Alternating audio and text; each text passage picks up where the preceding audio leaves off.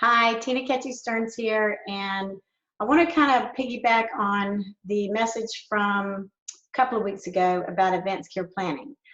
There's a lovely lady named Phyllis who has followed me since I started all of this several years ago, and she sent me an email wanting to know regarding the virus and all these pop-up hospitals. What is happening when people come in with no documents, where you don't know if they're DNR or not? They haven't picked up healthcare power of attorney. What happens in those crisis situations? And I just got off the phone with a friend of mine that's an ED doctor, and he said that unfortunately that is typically what happens on any given day. Forget about the pandemic. Most people come to the ED without having had the conversation with their family or having their wishes documented. So it is not an uncommon situation. Now, with all the onslaught of people coming to hospitals now because of the coronavirus, we've got that problem double, tripled, quadrupled now.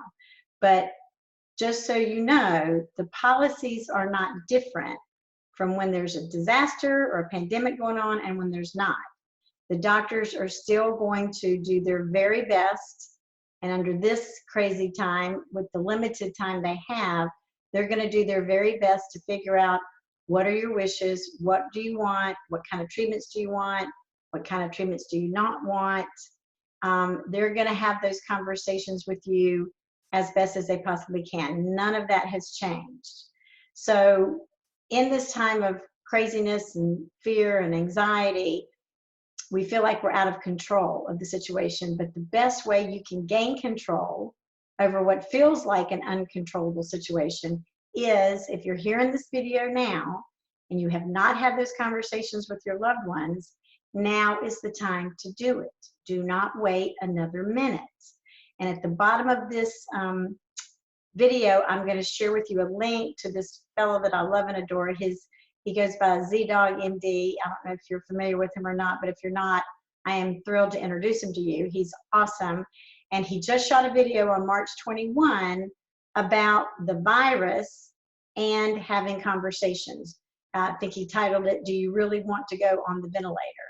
So if you're 90 and you didn't want to go on a ventilator under any circumstances, coronavirus or not, something happens, you go to the hospital, you never told anybody that you don't want to go on the ventilator, but they put you on one anyway because you didn't make your wishes known, then is that really something that you would want? And if it is, great.